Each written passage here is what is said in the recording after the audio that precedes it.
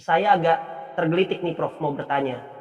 Kira-kira ya menurut Prof Nunu selaku Wakil Kemendikbud, apa hambatan terbesar yang membuat pemerintah itu sulit sekali mengangkat secara langsung kawan-kawan guru honorer yang di atas 35, yang sudah mengabdi sekian puluh tahun, bahkan sebetulnya kalau kita bisa ya melampirkan syarat-syarat tambahan, mungkin saja harus disertai dengan portofolio dan surat kinerja baik dari pimpinan. Sebab tidak ada jaminan juga kan ya Prof, tes-tes yang sifatnya CAT yang mengarah kepada pengetahuan kognitif pada akhirnya nanti membuat guru itu mampu mengajar, sedangkan nilai pengabdian sekian puluh tahun, pengorbanan mereka sekian waktu, mereka sudah berpengalaman. Nah itu seolah-olah tidak diperhitungkan. Apa Prof hambatan terbesar sehingga kok nggak bisa gitu langsung aja diangkat jadi ASN, toh bukan CPNS kan yang di atas 35 tapi menjadi PPK. Nah silakan Prof, apa hambatan terbesarnya? Terima kasih Mas. Jadi ASN itu sama dengan sebenarnya itu ASN itu aparatur sipil negara. Untuk proses ngangkat, pemberhentian, dan tadi ya hak-hak sebagai ASN itu tertuang diatur semua melalui undang-undang. Beda sama pengangkatan honor daerah yang bisa diangkat atau mungkin di sekolah swasta yang kebijakan yayasan. Gitu.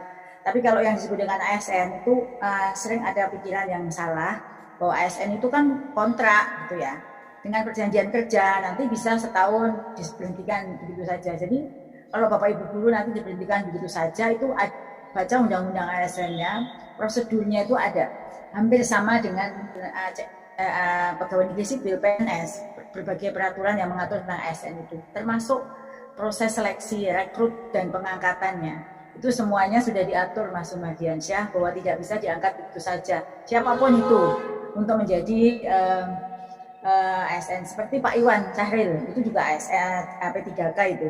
Tapi harus melalui seleksi sesuai dengan prosedur seleksi yang harus diikuti sehebat apapun beliau.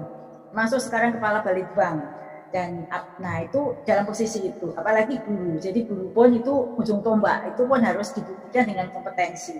Karena tadi saya sebut bahwa seperangkat kompetensi itu banyak cara untuk membuktikannya, bisa dengan portofolio dan lain sebagainya. Tapi Kemenpan RB atau Panselnas itu sudah punya untuk menghindari yang namanya subjektivitas. Misalnya portofolio itu kan, oh Mas Mardiansyah, oh saya kenal baik nih portofolionya.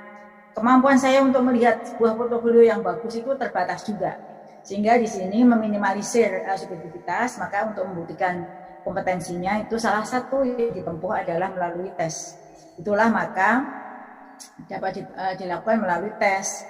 Nah, karena kita menyadari bahwa 59%-nya itu adalah umurnya di atas 35, maka kita punya kebijaksanaan untuk seleksinya pun disesuaikan dengan ya grade dapat tingkat kesukarannya. Kan ada yang namanya tingkat kesukaran daya pembeda itu diturunkan agar maka tadi saya di awal saya katakan kemungkinan besar bisa masuk semua nih gitu. Karena memang kita buat hanya urut-urut kacang saja, siapa yang lulus di seleksi 1, siapa yang kedua. Tapi prediksi saya dan Pak Kemenpan RB juga, waktu kita diskusi, wah jangan-jangan nanti gini ya, wah kayaknya ini nanti bisa masuk semua nih. Seperti itu, karena Bapak Ibu belajar gitu. Itu Mas, jadi ada aturan yang mengatur untuk ASN itu. Nah kemudian Prof, tadi disampaikan mengenai soal ya, mungkin ini juga menjadi keresahan kawan-kawan, kita itu kan ada 3 kali gelombang ya Prof. Gelombang pertama khusus teman-teman honorer KKI yang terdaftar Dapodik, yang kedua ketiga baru dibuka umum, kan begitu ya Prof. Pertanyaannya adalah ketika kawan-kawan honorer KKI yang tidak lolos di gelombang pertama, di mana mereka bersaing dengan sesama mereka, kemudian mereka karena tidak lulus ikut di dalam gelombang kedua, gelombang ketiga dengan jalur umum, tipologi soalnya seperti apa Prof? Bobot soalnya Prof? Nah, jadi apakah ada perbedaan tingkat soal antara tes gelombang pertama, kedua dengan ketiga? Kemudian nilai afirmasinya sifatnya akumulatif atau yang diambil yang paling tinggi atau nanti memilih yang di gelombang yang mana Prof? Atau hangus gelombang pertama, kemudian gelombang kedua beda lagi, gelombang ketiga beda lagi. Nah itu gimana Prof? Kalau kualitas soalnya sama, karena ini afirmasi itu hanya kesempatan ya, kesempatan pertama gitu saja. Jadi guru honorer yang mengabdi di sekolah negeri, karena memang undang-undang ASN itu mengatur ASN itu adalah aparatur sipil negara, pegawai pemerintah yang bekerja di instansi pemerintah gitu ya. Karena kalau ada pertanyaan kenapa tidak di swasta, kok harus ditempatkan di instansi pemerintah, mungkin nanti ada skema lain. Ini yang dipikirkan juga oleh Mas Menteri, karena Mas Menteri dan Pak Dirjen semua kan dari swasta. Jadi sangat peduli dengan swasta. Namun karena undang-undang ASN ini mungkin yang kenceng soal ini itu adalah Kemenpan RB kan, yang punya aturan tentang ASN. Ini soalnya itu, kualitas soalnya itu sama, tapi soalnya berbeda gitu ya. Maka kita buat sekian set soal dan itu diukur, dikembangkan oleh benar-benar oleh orang lain. Konsorsium ya, konsorsium yang profesor yang diketuai oleh seorang profesor pengembangan instrumen dari UPI. Dari situ soalnya diacak sedemikian rupa dengan tingkat kesukaran dan bobot. Yang satu set untuk tahap 1, satu set tahap 2, satu set tahap 3 itu sama.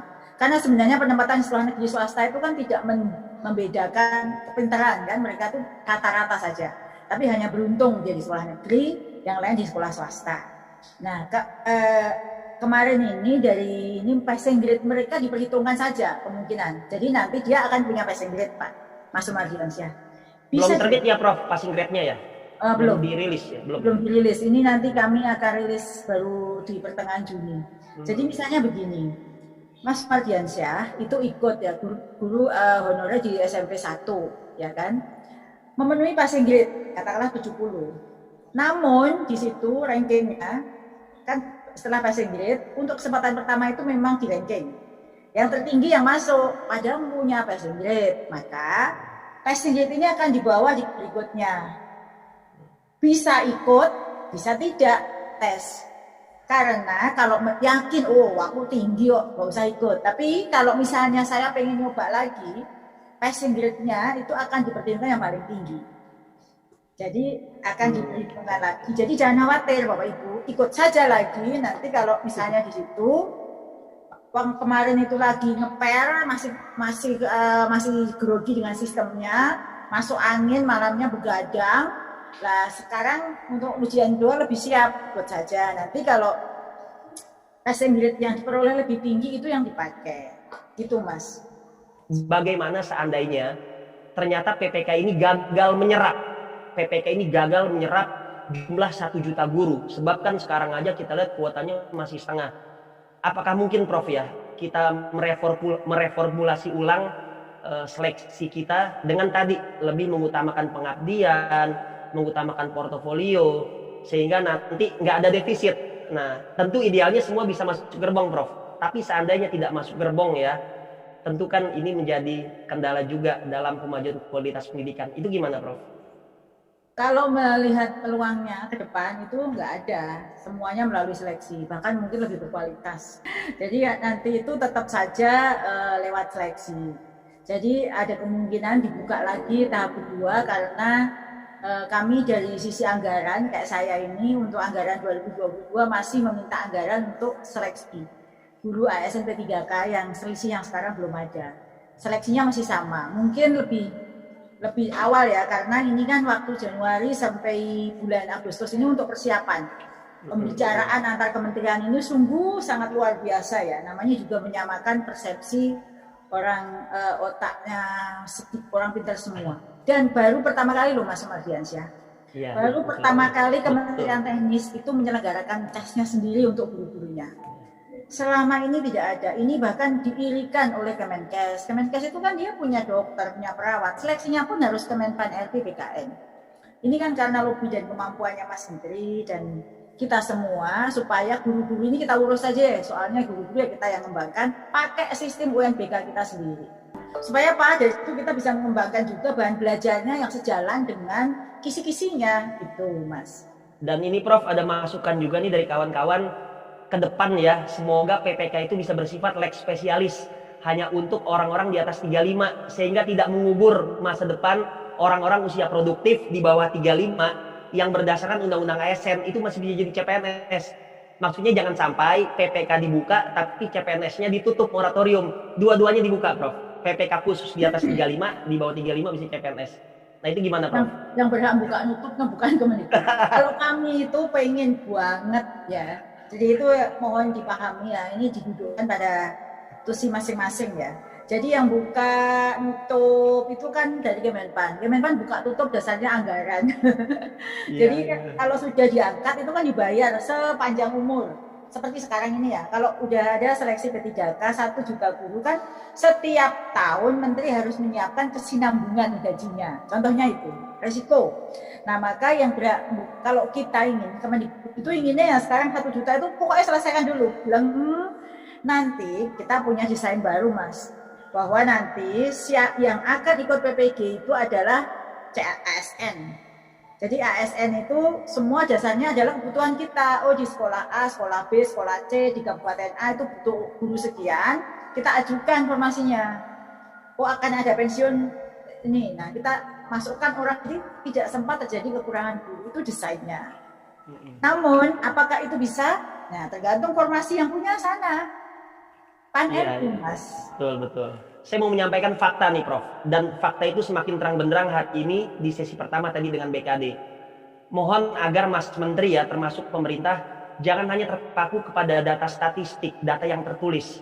Karena ternyata ada ketidaksinkronan antara data yang diajukan oleh sekolah Anjab, yang diterima oleh Dinas Pendidikan, yang diformalisasi oleh BKD, yang kemudian dirujuk oleh Kemenpan RB. Sehingga Prof, sebetulnya kalau kita mau analisis ya, data yang muncul itu tidak sesuai dengan kebutuhan di lapangan, terutama dari sisi formasi dan juga persebaran sekolah. Nah mungkin ini juga ke depan Prof, agar data-data statistik kita bisa dikaji ulang. Sesungguhnya faktanya masih ada ketidaksinkronan antara data Anjab, pengajuan dari sekolah, diterima Dinas Pendidikan, ke BKD, kepada Kemenpan RB, yang kemudian ke Kemendikbud itu sendiri. Gitu, Enggak Prof. mas, itu memang Gimana, ada, Prof? tapi ada sistemnya untuk memverifikasinya. Jadi memang seperti itu keadaannya. Jadi antara bukannya nggak cocok. Jadi cara menghitungkan, untuk menghitung kebutuhan guru itu ada rumusnya. Rumus menghitung kebutuhan guru itu ada. Lah guru itu kalau kepala sekolah atau sekolah mengajukannya nggak pakai rumus mas.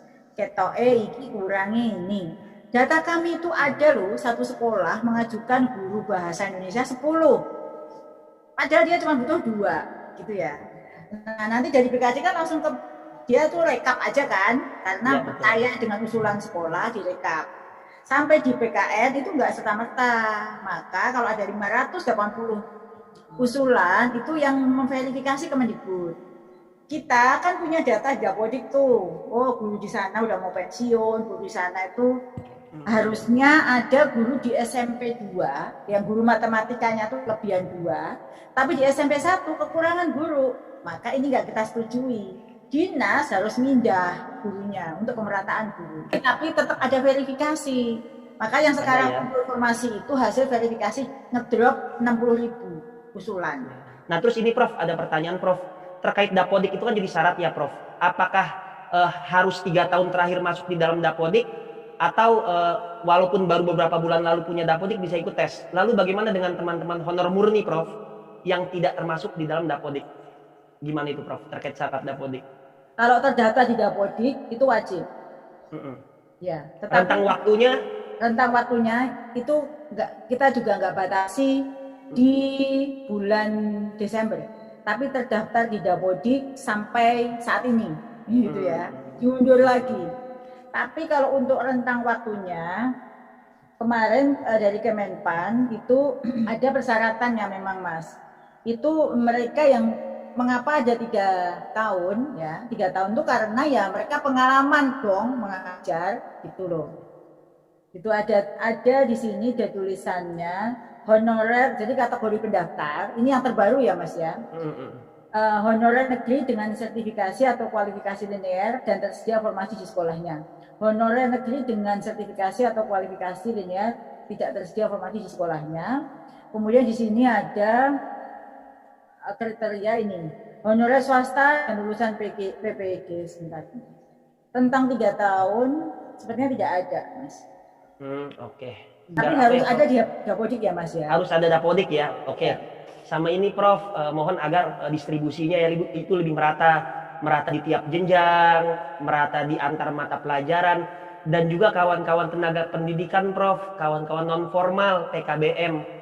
Nah sehingga ke depan jangan seolah-olah formasi dibuka hanya untuk guru, di jenjang formal, tapi teman-teman non formal dan juga tendik itu seolah tidak diperhatikan. Nah, mungkin itu juga bisa dipertimbangkan ya, Prof. Jadi Kalau untuk masukan. pemerataan formasi itu kan yang jadi guru yang agak-agak menjadi kendala itu memang kan guru itu milik pemerintah daerah, Mas Mardiansyah. Jadi yang mengajukan itu mereka, yang kita hanya membantu menyeleksi, nanti yang menempatkan Kemenpan RB, kemudian yang menggaji adalah daerah. Usernya GTK. Jadi sebenarnya soal pemerataan itu mungkin yang namanya adil itu tidak harus sama rata, tapi berdasarkan kebutuhan. Sekarang ini jumlahnya nggak sama, itu memang dasarnya rekap dari kebutuhan daerah. Jadi daerah mungkin seperti itu, yang menganggap misalnya sejarah nggak penting, nggak diusulkan, ya daerah itu. Mungkin sejarah padahal butuh. Atau mungkin seni budaya nggak penting, ntar dulu deh, kita utamakan yang literasi, numerasi, ya itu daerah Mas. Itu nanti yang advokasinya PGRI daerah itu yang mendampingi kepada daerah tempat dalam hal nanti mengawal ya usulan ini gitu. Iya, makasih Prof.